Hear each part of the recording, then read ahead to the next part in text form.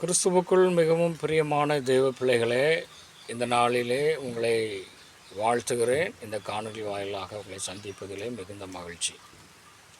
இந்த சேனலை தொடர்ந்து பாருங்கள், உங்களுடைய நண்பர்களுக்கு அறிமுகப்படுத்துங்க, எல்லா வீடியோக்களையும் பாருங்கள், உங்களுடைய கருத்துக்களை தெரியப்படுத்துங்க. கர்த்தர் தாமே உங்களை ஆசீர்வதிக்கட்டும். இந்த நாளின் தியானத்திற்காக புதிய ஏற்பாட்டில் இப்படியாக ஒரு வசனம் இருக்கிறது. தேவன் ஒளியாய் இருக்கிறார், அவரிடத்தில் எவ்வளவேனும் இருள் இல்லை என்று சொல்லி. அன்பானவர்களே, நம்முடைய ஆண்டவர் ஒளியாய் இருக்கிறார். நம்ம வாழ்க்கையில் இருக்கிற இருள் விலக வேண்டும் என்று சொன்னால் இந்த ஒளியாகிய தேவன் நம்முடைய உள்ளத்திலே அவர் பிரவேசிப்பதற்கு நம்முடைய உள்ளத்தை திறந்து கொடுக்க வேண்டும். எப்படி ஒரு அதாவது மதிப்பிற்குரியவர்கள், உயர்ந்தவர்கள் திடீரென்று நம்மை சந்திக்க வரும் பொழுது நாம் மகிழ்ச்சியோடு கூட நம்ம வீட்டில் அவர்களை வரவேற்று, அவர்களை உபசரித்து, அவர்களுடைய கருத்துக்களை கேட்டு அவர்களோடு நம்முடைய காரியங்களை பகிர்ந்து கொள்வோமோ, அதுபோல் ஆண்டவராகிய இயேசுவை அல்லது ஒளியாகிய தெய்வத்தை நம்முடைய இதய கதவை திறந்து நம்முடைய உள்ளத்திற்குள்ளே அன்பாக நாம் வரவேற்போம் என்று சொன்னால் நம்ம வாழ்க்கையில் இருக்கிற எல்லா இருளையெல்லாம் அவர் மாற்றுவார். இன்றைக்கு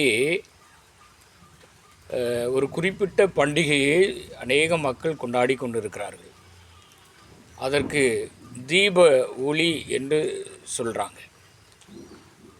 ஒரு நாள் மாத்திரம் தீபத்தை நாம் ஏற்றி வைத்து சில காரியங்களை செய்வதனாலே நம்முடைய வாழ்க்கையில் மகிழ்ச்சி வந்து விடாது. அனுதினமும் மகிழ்ச்சியும் சந்தோஷமும் நம்ம வாழ்க்கையில் வரணும்னா ஒளியாய் இருக்கிற தேவனை நம்முடைய உள்ளத்தில் நம்ம ஏற்றுக்கொள்ளணும். அப்படி அவரை ஏற்றுக்கொண்டால் ஜீவகாலம் முழுவதும் நமக்கு மகிழ்ச்சி உண்டாகும். எல்லா நாளும் நம்ம மகிழ்ச்சியாக இருக்கணும், சந்தோஷமாக இருக்கணும் அப்படின்னா இயேசு தான் அதுக்கு வழி. இயேசுவை நம்முடைய உள்ளத்தில் ஏற்றுக்கொள்வோம். அந்த மகிழ்ச்சியும் அந்த வெளிச்சமும் நம்ம வாழ்க்கையில் எப்பொழுதும் பிரகாசிக்கட்டும்.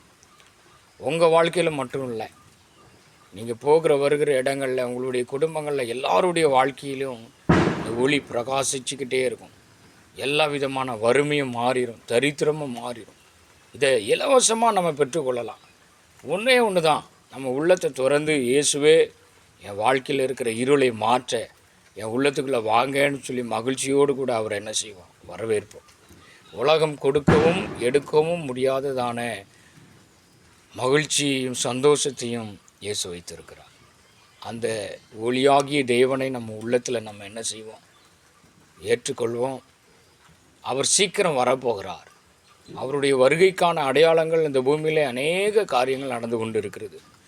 எங்கு பார்த்தாலும் யுத்தம், பஞ்சம், கொள்ளை நோய், வேதத்தில் சொல்லப்பட்ட அத்தனை தீர்க்க தரிசன வார்த்தைகளும் இன்றைக்கி 99.9% வரைக்கும் நிறைவேறி கொண்டு இருக்கிறது. இன்னும் ஒரு சில காரியங்கள் தான் நிறைவேற வேண்டிய காலம் இருக்கிறது. அதுவும் சீக்கிரம் நிறைவேறிடும். இந்த வாழ்க்கை நிரந்தரமான வாழ்க்கை அல்ல, ஒரு அழியாத ஒரு நித்திய வாழ்க்கையை கொடுப்பதற்கு ஆண்டவர் இயேசு மகிழ்ச்சியோடு கூட காத்து கொண்டு இருக்கிறார். அந்த அழிவில்லாத நித்திய வாழ்க்கையில் நீங்களும் நானும் சந்தோஷமாக ஒவ்வொரு நாளும் நம்ம இருப்பதற்கும், அது மாத்திரமல்ல 1000 ஆண்டு இந்த பூமியிலே இயேசு ஆளுகை செய்ய போகிறார். அவருடைய ஆளுகையில் எங்கும் சமாதானம், எங்கும் மகிழ்ச்சி. அங்கே தொல்லை, துக்கம், வறுமை, வியாதி, கஷ்டம், கண்ணீர், எந்த தொல்லையும் இருக்காது. அப்படி மகிழ்ச்சியான ஒரு சந்தோஷமான ஒரு ராஜ்யத்தை இந்த பூமியில் 1000 வருஷம் ஆண்டவர் செய்ய போகிறார். அவரோடு கூட நாமும் ஆளுகை செய்ய போகிறோம் அந்த பூமியில்.